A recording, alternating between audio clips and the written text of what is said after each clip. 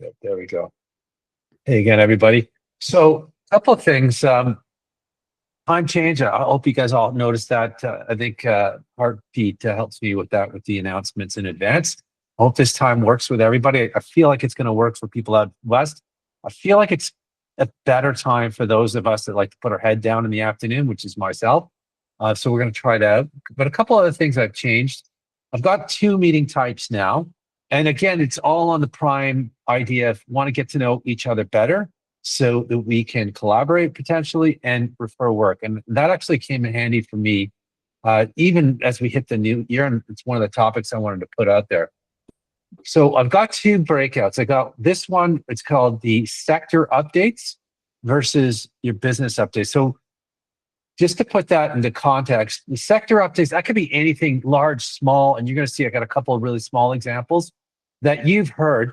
And the idea is, and get a little religious here for a second. I had a really good pastor that I was following for a while. He was at the Meeting House. If you guys ever been to the Meeting House, a big giant church, and I got actually introduced to it by Rob Lilly. And I'm not a church. I wasn't a churchgoer, but this guy, he had a way about him. He's called a learning pastor. And he brought this context that I kind of want to put in here. Not that I'm going to get all religious on us, but I just like this concept of learning. He said, look, there's the Bible, that's the book. Everybody reads it, they learn context from it. And then we have church where we, as a community, we all talk about it. Like a pastor like myself will give an expert dialogue on it. And then they got community fellowship where as a community, they get together and dialogue even more. I kind of feel like that's where the kind of level we fit in, like that community sort of fellowship. We all read books. We can get lots and learn a lot from our education, from good, well-written books. We participate in LinkedIn and other things like that, where we have experts sharing their opinions and we may pass those around.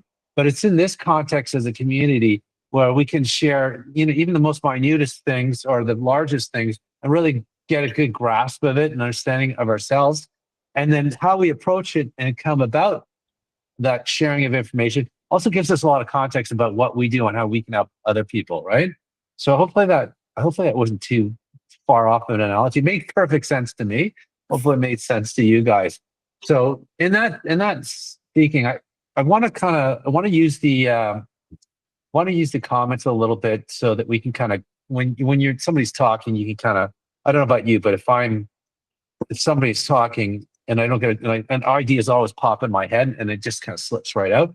So I'm going to put some thoughts in there. It could be really small, really big in terms of things that you've noticed recently that are kind of sector related. And so I'll give you a couple of examples. So two of them, and normally you guys just give one if you want, and put a little note in there. And I'll put a little note after I finish just in kind of the context of what it is. One of them was like the concept of an hourly rate. And this all came about my wife's car, the battery indicator started coming on. I know if I talk to some of my friends, I'm just going to slip away from the screen for a sec, still talk, do something in the background. When I have a few buddies of mine that will fix pretty much everything aside from replacing the engine. And if I tell them, I'm taking my car into the dealership and I'm going to get them to pay them to do some work, they're kind of scoff at me and like, what do you? But I really like with this. There's two batteries in my wife's car, and I didn't really know where to start. And I was getting really expensive quotes all over.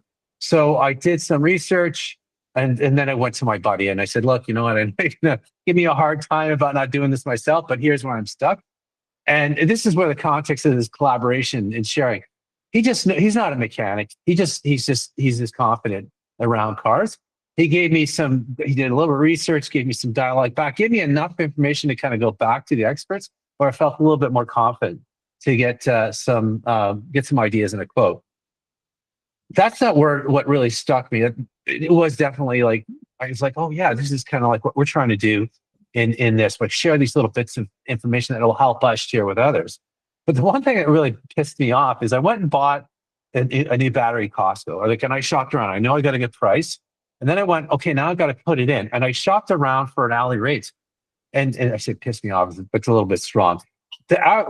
Sometime between now and probably 20 years ago, when I stopped noticing, the hourly rate for mechanics just jumped up. And I was getting hourly rates quoted at $150 an hour from Canadian Tire all the way up. And I have one, I'll call it freelancer, guy that has his own, shares, rents part of a garage. They give me $100 an hour. I'm like, holy cow. I realized I have not really changed my hourly rates since the early 2000s. Like I am completely out of context in terms of that. So I just want to throw that out there, not for discussion, but throw that out there as maybe we'll talk about that later. So that one really caught me off guard because I was used to, the last time I remember noticing it was like 50s, 45, 50 an hour. And probably maybe that's a long time ago. So that's one thing I noticed. And the other thing, what was the other thing? I'm going to see that. See if I didn't write it down, it slipped right out of my brain. So that's, yes. The other thing that I noticed, and this is really recent, just happened to be last week. I don't know about you guys, but my business number is my cell number, and I get a lot of calls, and a lot of them are fraudulent. Like even though Roger's doing a great job of finding them and identifying them as likely spam. So I'm really hesitant to answer my phone these days, but I've been caught a couple of times where I've answered my phone. Like I didn't answer. This one example happened to me like 8 months ago. Didn't answer. And finally, the third time, that same number called. I'm like, what is it? And it was a client trying to look for help, and he's wondering why he couldn't get through to me. So I was like, oh my gosh, I'm so changed in terms of the norms of now fashion from these fraud callers and texts and whatnot. That's really negatively impacted my lead capture. Like all this work I'm doing, a call comes in. So the second time that happened, and I'm like, I had these conversations with my wife, like, who just calls somebody nowadays? Don't they just email? Don't they set an appointment? Who does that? And lo and behold, I think it was yesterday. Same thing happened to me. Got a call, and I answered hello because I don't want to give away my name or give any extra information in case it's fraudulent. Completely the exact opposite as if you were answering a call at your place of business. And sure enough, a potential client found me on through a Google search, was looking for some advice, and after some calming and conversation, she was like, who the heck is this? Again, on her end, she's probably wondering if it's a fraudulent call because of the way I answered the phone. But it just really made me stop and think and say, what do I got to change in terms of my habits? If I'm doing all this effort to get people to come to me, yet I'm so nervous about answering the phone because of this potential, annoyances that you're getting, right? So those are two thoughts. I don't want to talk. I just want to park those, and then let's go around and put some more into the notes, and then we'll dig into some of these that make sense. So a couple of those on me there, and you guys can ask questions about there. So I'll note those in. I'll just pass it to somebody else to share. You see, they're both kind of really small, but there's some. They both have implications that could make us dig a little deeper, right? So that's kind of what I'm looking for. And I'm just going to randomly pick you guys. Sorry if I catch in, you need to think on the fly here. But hey, man, that's what we do. When we get a call and somebody's coming in, you got to figure the fly anyhow. So Robert, you're the first one came in. So I'm just going to pass it on to you while I write my two little notes down in there. I'm unsure what the question is or what. So yeah, no, good. Thank you for helping clarify, because I'm sure others are wondering what I got lost in that long story of the snowstorm, right? Oh, good.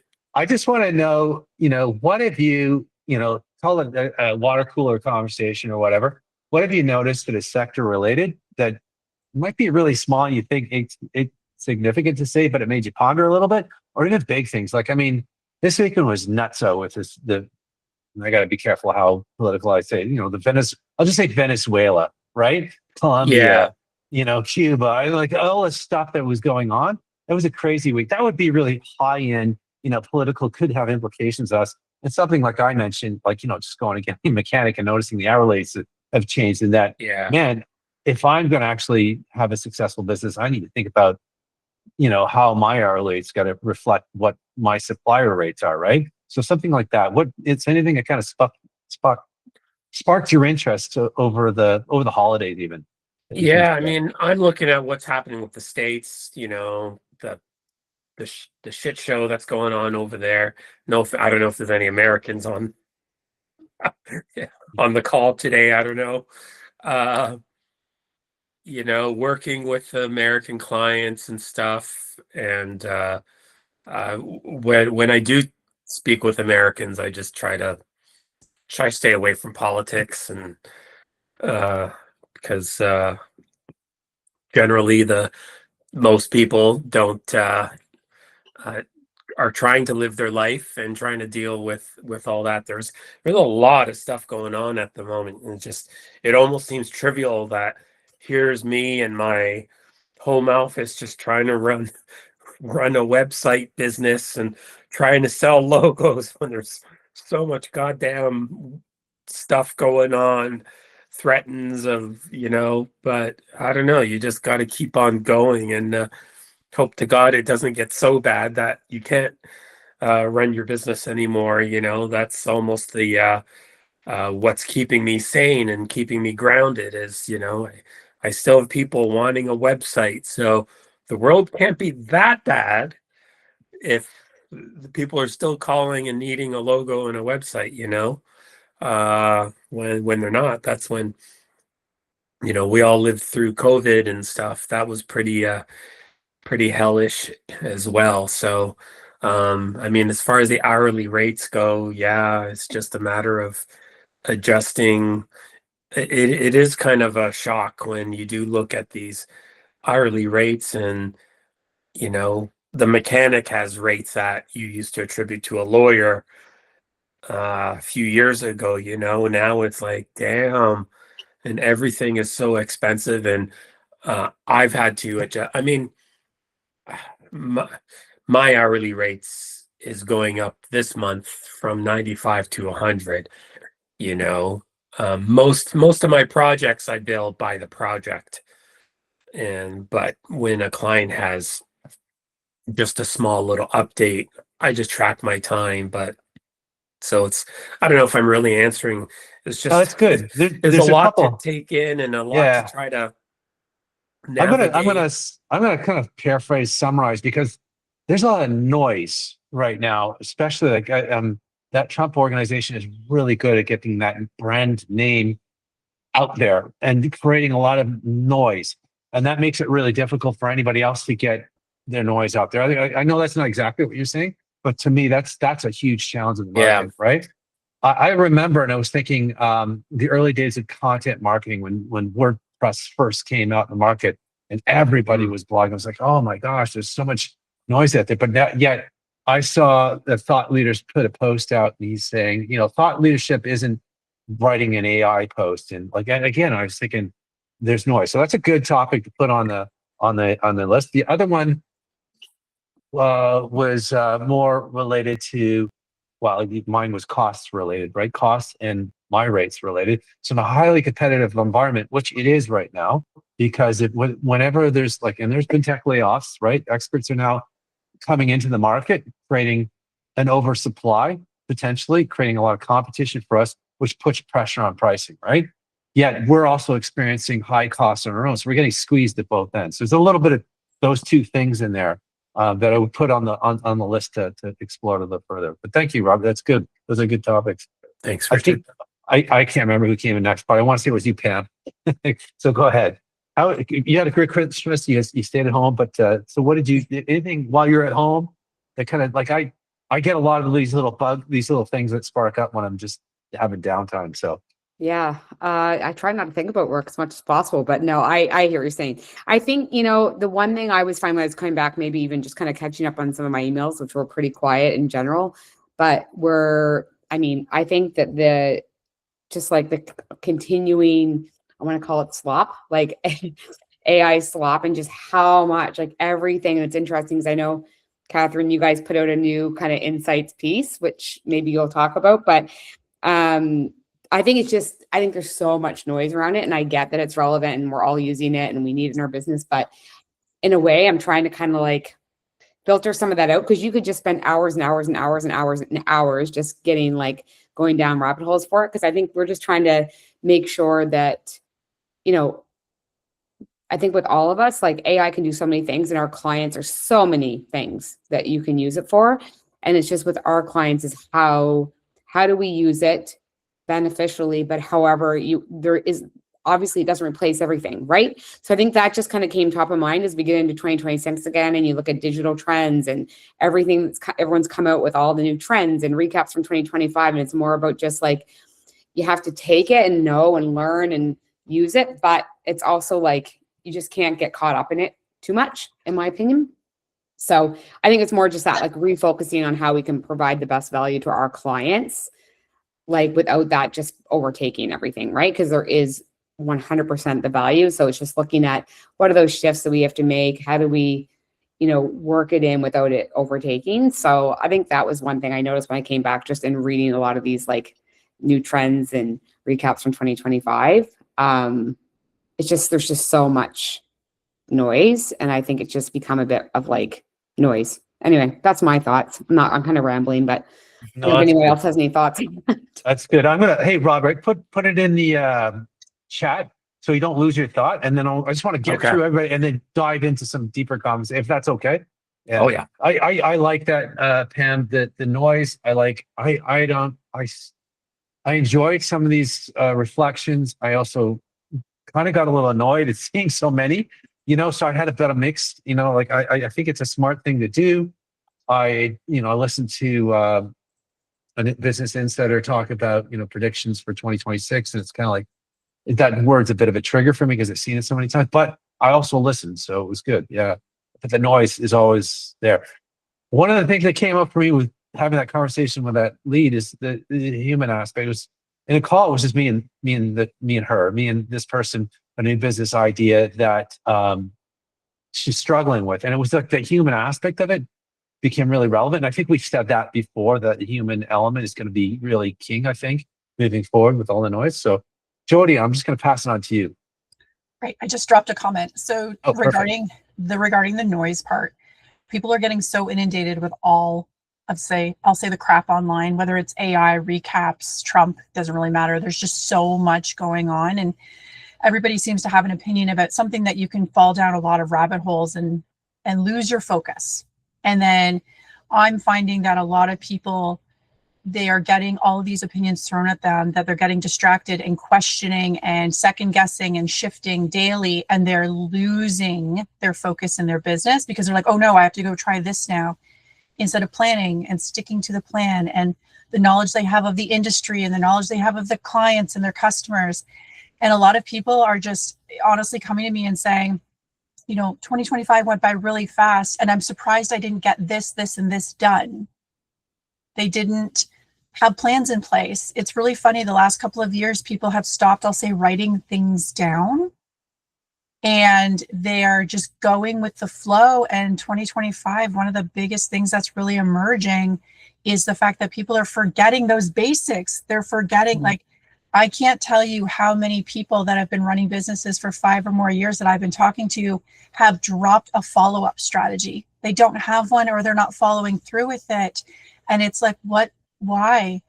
And when you dig deeper, there's obviously different underlying themes, but people are forgetting the plan. People are forgetting to write things down. People are not writing their intentions down. They're not taking the knowledge they have and creating a plan to run their business that way.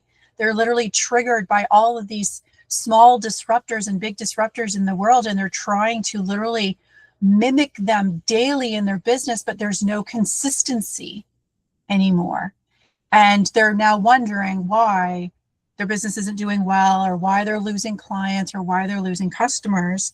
So that's one of the biggest, that's a pretty key theme that I'm noticing. And then ironically, to go to your pricing conversation, Richard, I just wrote a post about pricing, actually. And the theme is that you're allowed to raise your prices. I can't tell you how many people I have been having conversations with over, I'll say, the last 3 months. And we've been talking about pricing. And I'm an advocate that I encourage people to at least review their pricing or update their pricing once a year. So everybody has a different theory about that. But COVID screwed with people's heads, being like, well, people can't afford it anymore, so I shouldn't raise my pricing. Yeah, but your insurance went up. Your value went up. You went back to school. Your services are still valuable. So now you're trying to keep your pricing lower to accommodate to a pandemic that you weren't in control of.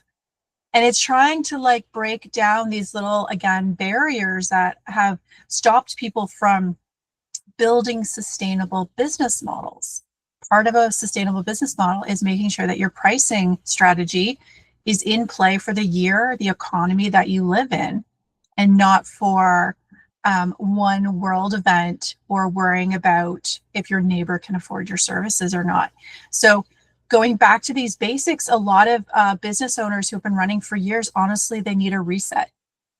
They really just need to take a step backwards and look at those basics and going back through their planning, their goals, their pricing, their marketing strategies, things like that. And I can't wait to hear from some of the other marketing experts on the group here. But those are my 2 cents. Thank you. I like that, Jody. Excellent. Yeah, and the distraction and not having confidence to stick with your strategy. Guilty of both of those things for sure. I'm going to pass it on to Catherine.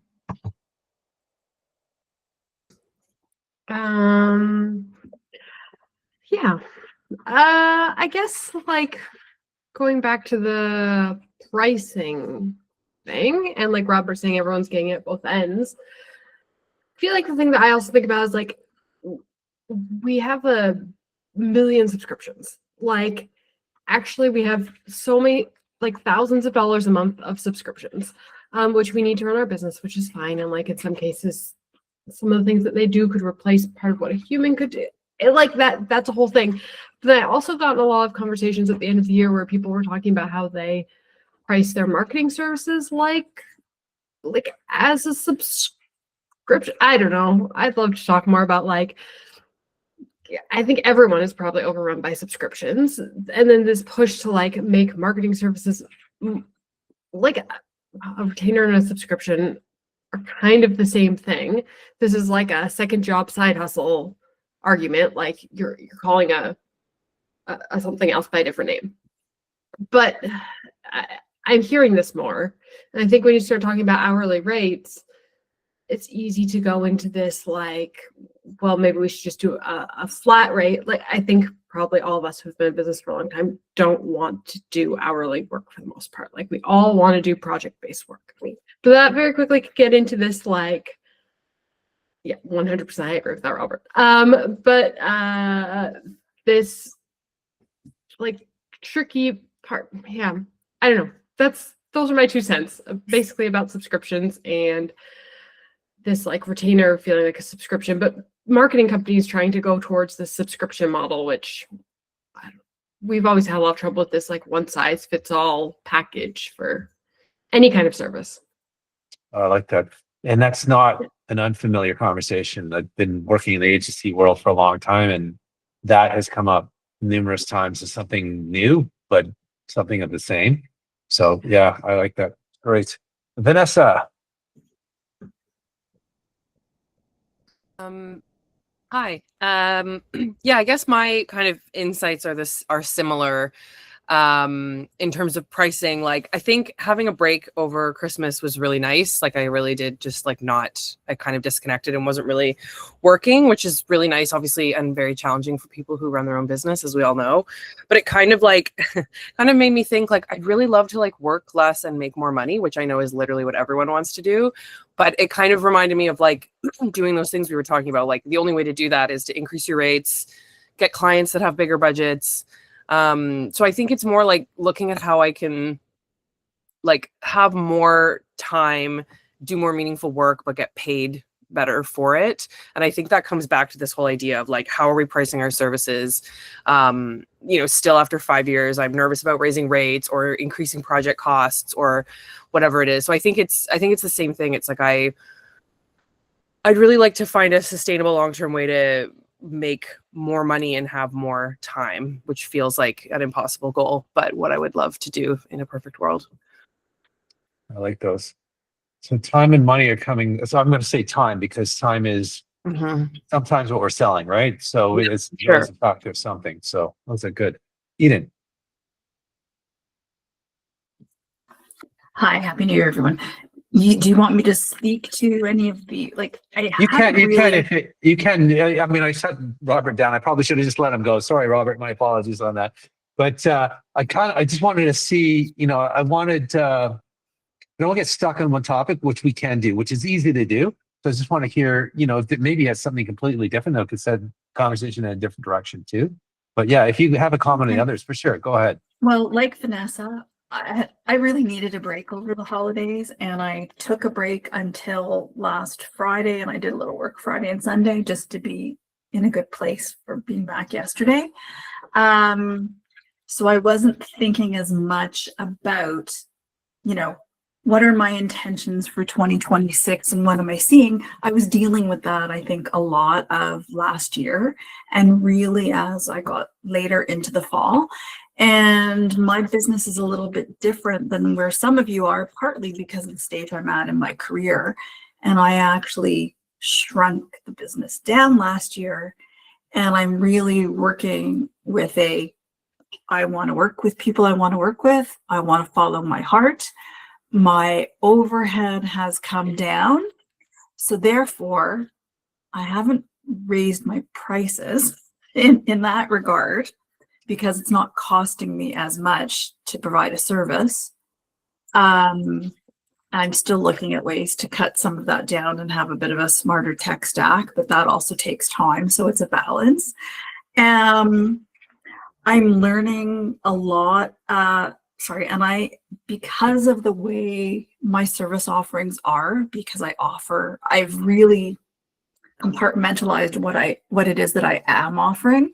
And one of the things I'm offering is strategic counsel. And sometimes people just want somebody to mentor them or their team for an hour here or there. So I have that hourly, but it's a higher rate. And then if they buy volume, the price can drop.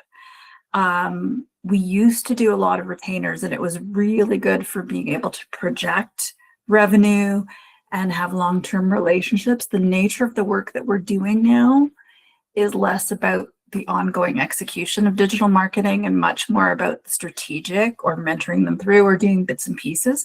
So the retainer hasn't been anything, it hasn't really been part of our language or our clients. There's some exceptions, although yesterday I had a conversation with somebody who, because of funding models and government grants and things out there, she wants a retainer for parts of the work and that's one thing I had a lot of insight that I can share with people here. And we kind of fell into it by accident, but anybody who's working with clients, whether they're for-profit or not-for-profit, if they have eligibility to apply for government grants, deadlines are March 31st. So, it's an opportunity between now and then to line up some work, even if it's work that goes on through year end. So, and I agree with you, Catherine, and I agree with Robert. Like, I know that for me, it's all about fit, and this is my price. And if it doesn't work for you, well, there's lots of people with far less experience that can help you. And if you want to work with me and I want to work with you and you have the budget, that's great. Just move on. And I'm okay with that. As much as I would like the revenue on the one hand, on the other hand, it's like, no, I've been in business more than 30 years. I've worked in all different industries. I bring a lot to the table. I'm going to do that. And, Marta wrote a comment about people not wanting to invest in strategy. And I saw that happening 2 years ago, maybe. And we really reduced our strategic offering, but as the offering got smaller, it was scoped to match budget.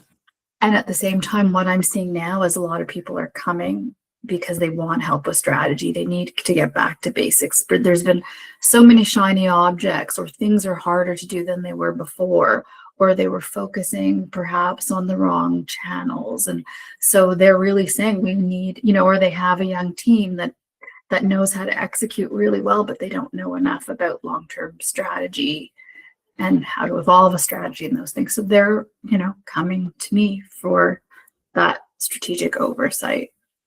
So I know that's just been observations and experiences as we head into 2026. That's a good, excellent. Thanks, Eden. Miranda? Yeah, so I did want to talk about the hourly rates or the project rates or the retainer. We typically only do project rates. However, a project that I do for corporate clients will be priced a lot different than if it's for a not-for-profit. So, and and the reason for that is that we say that we give the not-for-profits a better rate.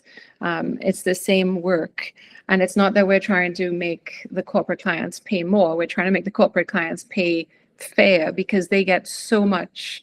Big corporate client gets so much value out of what we give them, that they get more value. So, it's kind of like value-based pricing. So the value that they get is obviously different from not-for-profit or a very small business. So we don't do hourly rates. I mean, I do have a few clients that I do some project work for on an hourly rate. But yeah, I haven't raised that rate since, I don't know, 4 years ago or so. So yeah, something I should think about, but it's not something that we do a lot of. And then we do have some new retainers that we're trying out this year, really only because some clients have requested the more frequent, low-priced work versus one big project a year. So, and I'm okay with doing, something every month, once it's obviously still at least meeting a minimum amount of hourly pay, if I think of how many hours we're going to do. But it's not being hourly billed, it's just being monthly billed. And then my only other thought was that cell phones for work, it's a great thing because phones do not ring very often. And when they do, it's either spam or it's an actual client. So I do try and answer my phone as much as possible. And I think people really do appreciate when they can get you on the phone. If they've found your website and they pick up the phone and they actually get a human being who is the owner of the business, people are so happy with that. I think I had maybe 3 of those last year that immediately turned into clients because they were like, I'm glad you answered the phone. I'm happy to do this project. So yeah, it's worth answering your phone all the time. I'm going to kick myself, really. I always do. Like, why do I let that happen? I don't know. But that's great. Thank you, Miranda. Yeah. Dorothy. Okay, thank you. I'm just going to steer away just a little bit, but because over the holiday, I took some break and I caught up on some podcasts and so on. I listened to this particular podcast with Stephen Bartlett. He's Diary of a CEO, and Chris Williams, Modern Wisdom.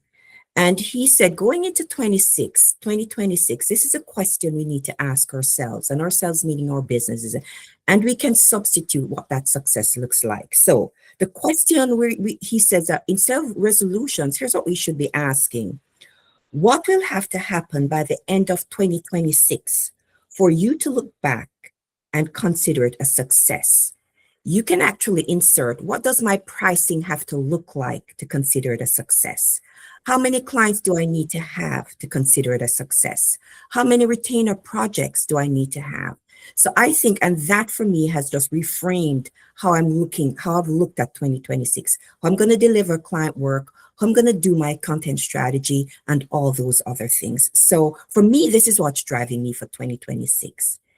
As to the pricing, I've never based my services based on an hourly rate, because I look at value. What is the value that you bring to the tables? For example, if I'm building out an automation for a client, how much is that going to save the client in terms of time? And what does that calculate in terms of dollars saved or dollars earned? And how much is it going to earn them? So if I charge them $5,000 or $10,000 and they end up making $50,000 because of that system, it immediately increased their value. The other thing is, if I've created this AI system, their business has skyrocketed in terms of their salability. So that's the way I look at how I think about pricing. So while I think about, okay, it's going to take me X amount of hours to deliver on this, and then know what my base price is. But for me, it's really what value am I bringing and what am I saving or helping them to earn? So that's how I look at it, because I have always felt that once we start to get into a pricing war, it's a fast way to the bottom, because everybody else can outbid you. People from the Philippines can outbid you. People from India can outbid you. People from wherever right here in Canada can outbid you. So it's really, what's the value? How much are you going to save them and how much are you going to earn them? So that's how I look at it. I like it. Yeah, that's good, and it requires a good, confident conversation and knowing your business. But and I like the first point about casting the future forward to plan on a daily. I think the time and priority element is something I wrestle with all the time. And you know what? Things are going to fall off the plate, and that's okay, because if you go through that prioritization and time value estimate, they were meant to fall off, right? Like, you can't kick yourself for not getting everything done. So, Marta, if you're there, you're not visual. Oh, you are. There you go. Oh, you're muted though. Sorry, she I'm is. having some Hey. internet issues, so I was going from like room to room trying to capture the best meeting. Yeah, so I guess this is a great discussion because, can you hear me better now, Richard? Yeah. Oh yeah. And I appreciate, I've already put my comment in. I appreciate Eden's response saying, you know, it's great. It's working for her. She's has clients coming for her. They want to go back to basics. And I agree, clients are saying they want to do that. But what I'm finding is they want to rush through the strategy portion, and they want to actually sometimes, not all the time, undervalue that by saying, well, you know, let's get this done as quick as we can, because, you know, the end product is going to be super important. Sure. Yes, of course, everything, but all the steps are important. So I feel like my job this year is to help all clients and even partners who come and potentially give a referral, help them really understand, like, why do people have a process, right? The process is because it's supposed to be one step at a time. It's there for a reason. And so to say that I'm going to do my brand discovery, you know, in 3 days, just because you say your timing is January 15, how is that really making sense to giving you the best value to deliver on your product? So I'm kind of in the middle of that with one client right now, and we're going to have a meeting about it, because I'm just like, how can I do my best work if what you want to do is rush through it? So and again, I think it's not the first time. So I think it's got to be something I personally have to be very mindful of, and I have to be very take a position of just like pushing back nicely and saying, you know, this is not going to be good for you, and I want to do the best work for you. So that's kind of my take on, you know, strategy is great. And I've had partners say, you know, can you just give me a consulting rate for just helping someone to do their brand discovery? You know, perhaps they don't want all the things that we then take as designers, and Robert would understand this. You know, we take all our findings and then we translate that into visuals, which is, quite frankly, probably our favorite part. But still, we can't just hang our hat on our favorite part, right? Like, I think we all know that as mature business owners. So that's my soapbox today.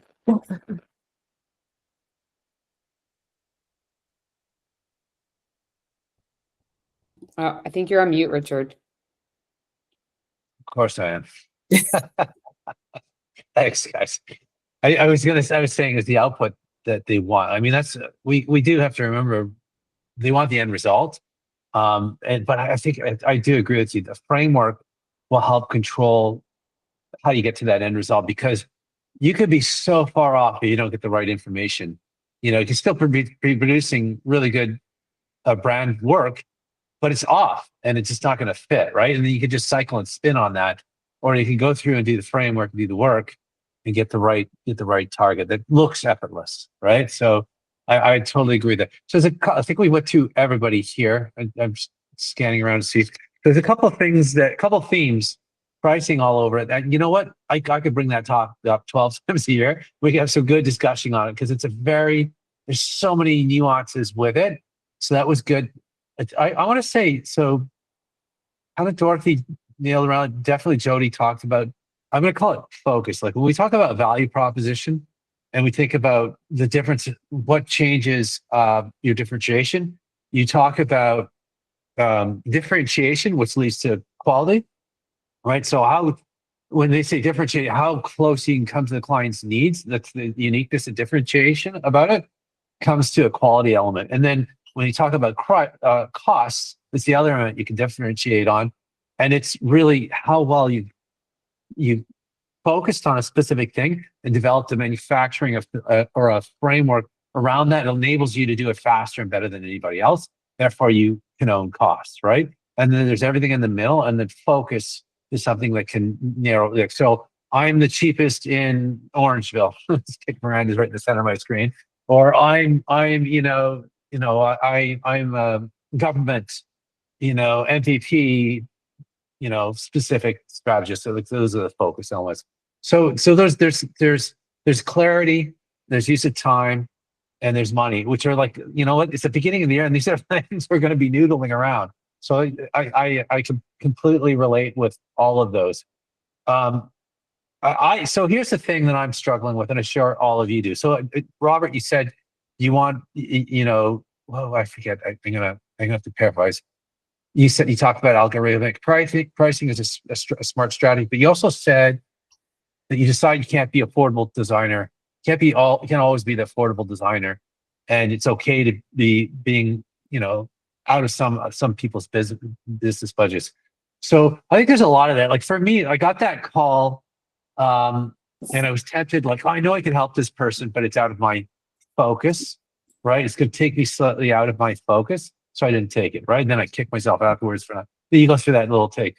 So there's that same challenge with pricing, right? If you got to decide to offer a price that is going to take this person out of your market, it's like saying no to them. Those are some of the things I struggle with. I don't know about you guys with price, and then also the focus side of things. So I'm spinning a little bit here. What anything you guys said, anything that somebody else said that resonated with you want to dig a little deeper on? I think for me, Jody, going back to basics with our clients, because a lot of times we really get distracted by the shiny new object. And yeah, we know AI is part of our lives, but exactly what is it solving? And so I think it's a conversation I have all the time with the clients when they come. What exactly do you want me to help you solve? So I think getting back to basics and not moving from our foundational reason of being or doing or helping, because we're here to serve clients. We're help them to solve a problem. We're help to get them that transformation. They're here, we're the bridge, and they need to get over here. What's our role in all of that? And I think if we keep that front and center for 2026, always, how are we helping our clients to get that transformation? I think we'll be okay. And I love that. And if you focus on yourself, I used to see it a lot in these groups when people introduce themselves, their offer leaking a little bit. Could have been the last client they did or something they've seen in the market. And like just even having the courage to stay focused on what you do and keep it really simple, that helps you pick and choose clients and helps you help them, but then also helping them stay focused as well. I feel like it's something that I wrestle with all the time, right? Like I'm having a bad week. I did this over the holiday. I had lots of time.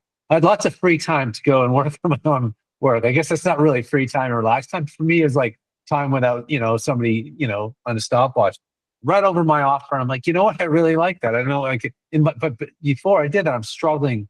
Maybe I'm off, maybe not. But to kind of that effort to try and stay really focused on what you are good at and what you deliver and what you want to deliver is this. I feel like I've seen other people within the groups struggle through the 6 years that I've been doing this. I see it on LinkedIn, and I think it's a real challenge, right? So, admittedly, the clients can maybe potentially go through the same thing.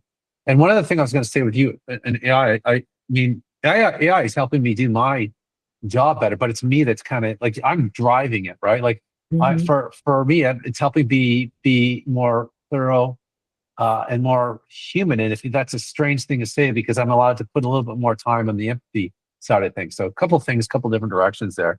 What about so Vanessa is always, I remember Vanessa, we've been having pricing, in discussions and so copywriting is for me, there's certain things that you don't want to be, and one of them is just commoditized, right? Like, so how do you stay out of that? Yet, when you're defining yourself, you can be competing in a market that can be somewhat commoditized, right? Like, how do you get out of that?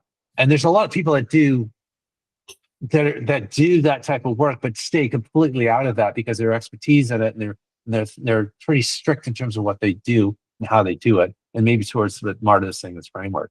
I don't know, Vanessa, when what are your thoughts on that in terms of like you how do you tackle that? What have you been doing when you're raising prices? How do you have those conversations?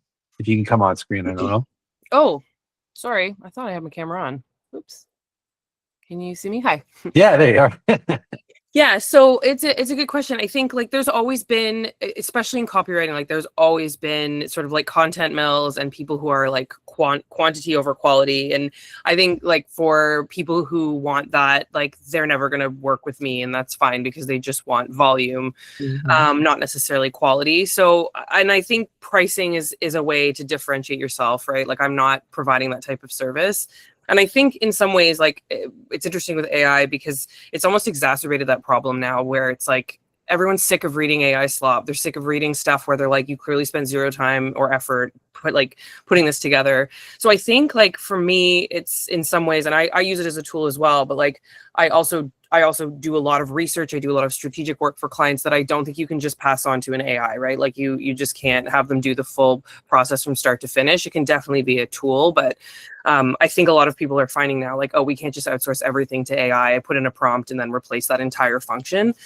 So I think it's just really like going back again to basics and saying like, look, most copy is about good strategy. It's about understanding your goals, your audience. Like that takes time. It takes someone who knows how to ask the right questions to get that information. So it's funny because again, I think it's like goes back to that shiny object thing, but really like the basics are still there. Like you need someone who's going to come in, ask the right questions, understand your business, understand your audience, do that strategic work. So like I do a lot of brand messaging strategy, but just not be like, I'm just providing output. Like it's not a relationship where I just come and it's like this very transactional situation. Like it really is spending that time to get to know their business. And I think as a result of that, there are a lot of people who, you know, won't want to work with me because they just don't want to spend the money to do that properly. And like, that's hard. I think when you feel like you may be losing business, but I also know I try and remind myself, like, you're not, every time you take a lower paying job, you're missing out on a higher paying job, you know, by filling up your schedule. So I try and keep that in mind that like, you know, if I got a client that paid me, you know, double what a low paying client was going to pay me, then I only have to do, you know, half the work kind of thing for the same amount of money. So it's like just trying to be more mindful and considerate about the work I take. But it's hard when things are slow. Like you feel like you want to take everything and cut your rates. And, but I think you kind of have to continually see the value you're providing and not lower yourself just because, you know, the market might be rough, which I realize is easier said than done, but it's not. I feel like moving backwards is can be pretty dangerous. Yeah, that's great. Well said. Research, David Ogilvy, I think he said it in his book. That's the one distinguishing thing, that you may have a very simple end result, but it's bang on because of the research and effort. For sure. Writing is like such a small part realistically in what I do. Like, I think it's the last part and it's the part that it's important, but it's nothing without all of that preliminary research and strategy work behind it. Yeah. And just that conversation alone puts the understanding of value in it. Yeah. Eden, go ahead. Yeah, I think there's one really important thing okay. No. Okay. I was getting messages here from Google. One of the things that we haven't touched on, and I don't want to turn this into like a gender-based discussion, but I think if we're talking about fees, it's really important to acknowledge.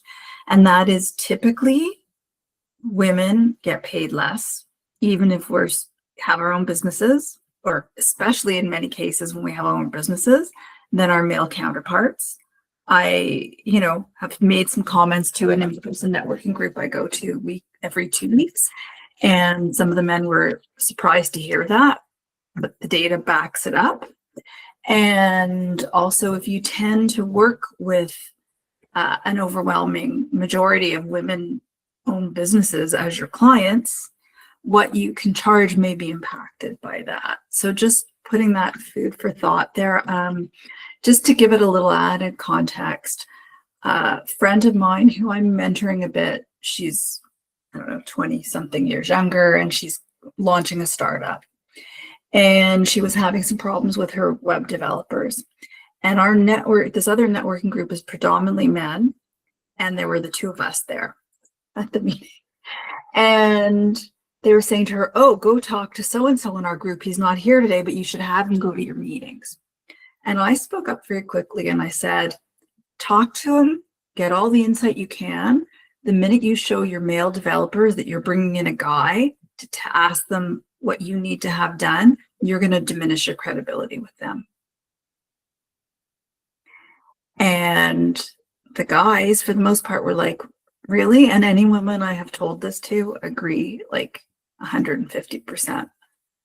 So the employment landscape, the working landscape, the client relationship landscape is different often based on, gender, or, even people who don't fit the binaries, they're dealing with different issues too. And I have several clients in that space as well.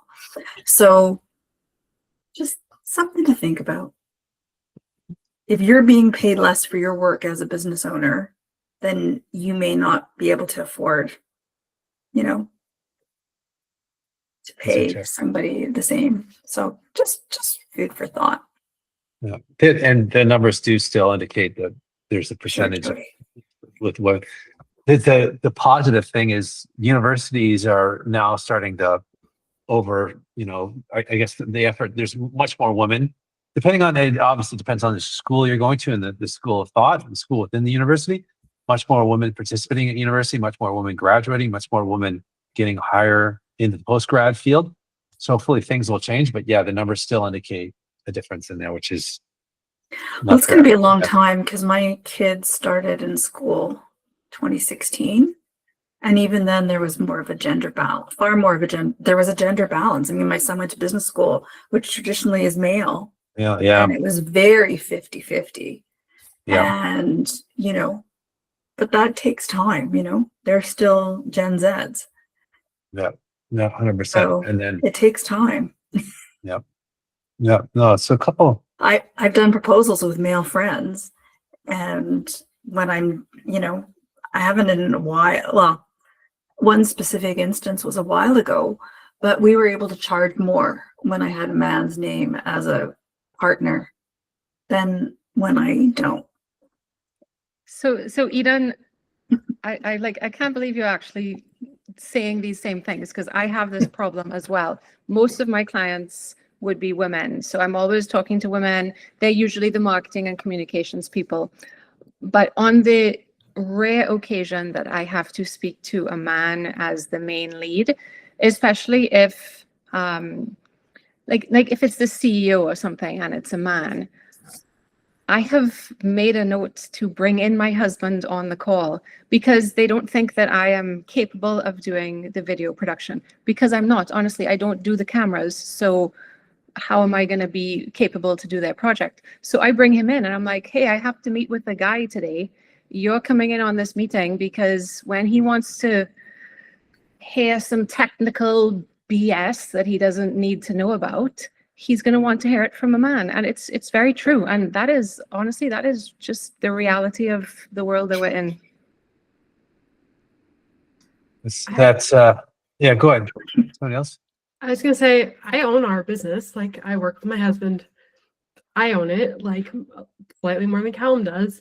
And there's definitely like an age-based part to this too.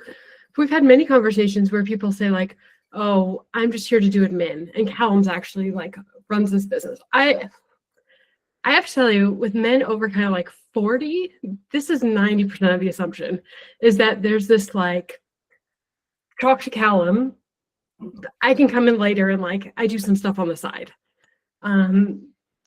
It's my business. We've had lots of very awkward conversations where Callum is very clearly like, Catherine is in charge. Anyway, it's very real. It happens very often. Yeah. Yeah, that sucks. I could tell you, I've had experience. My best bosses in the higher lead, they've always been female. And there's been a lot of organizations. Jan Kelly is one run by a female or president, CEO. It's run now. Pam, I know Chantel probably. There's been and demand and get high value for it as well. So, but being a guy, I feel like I'm in a bit of an awkward position to answer to go on that comment. But I mean, obviously, I'm not going to have the same experience as you guys are, and that there's this one of the nuances of pricing. I wanted to pick up on one thing before it's like 1:59 here. This idea of, and Dorothy, I don't know if you mentioned this directly, but a couple of you kind of kicked around and the concept of pricing the client. And I've really, like, I heard that from a couple of pricing strategy books around there. So I'm going to leave that hanging out there. And with what Eden's comments were, because you mentioned it as well, pricing women, pricing the client. Well, I don't price them differently, but I can say that typically their ability to afford when a male-owned company, if you took two that were the same, they, you know, the one that a man owns might be more apt to afford the price than the one. And it's not to say women-owned businesses aren't successful or anything like that. It just often you have to work harder to get to the same place at the end of the day. Yeah. You know? This is good, guys. Before I let you guys go, because I know it's 2:00, you guys are on a race to the next meeting. Format is good. I mean, it's the same as the other one. It's just going to give us a little bit more of a topic. Next time we meet, we're going to be talking about your business. And again, this is like giving us we're learning from each other about the industry, but also getting a bit of a flavor in terms of how you approach the industry. And so learning a little bit more about yourselves as well. We'll focus more on your business in the next conversation, what's changed about it. There could be some similar conversations. You might have changed pricing we might get into this conversation again, but the optics is, again, it's about getting to know you from a collaboration perspective and a referral base. And I could tell you that conversation I had with a client, I've had small little conversations with each one of you. And when I'm thinking about who could help this person, it's those small little conversations that really help me pull people out and point her in the right direction. And the other thing which is unfair about it, this is the most recent conversations. I'm like Donald Trump, I guess. Whoever is the last person to talk to me, I remember them best. So like keeping up with the networking maybe, and not saying that you have to show up to these calls, but in general, like Dorothy's been out there. She's all over. She's at LinkedIn. Those that are out there are probably getting more visibility. They're in the memory a little bit better. So two things that I learned from that quick call. So appreciate you guys. I'm looking forward to another year. And if you haven't already, I put all the in-person meetings on, even if you're not sure you can make it, put it in there so it gets in your calendar, okay? We'll talk to you guys soon. Have a good January. Talk to you soon. Bye. Thank you. Bye. Happy New Year, everybody.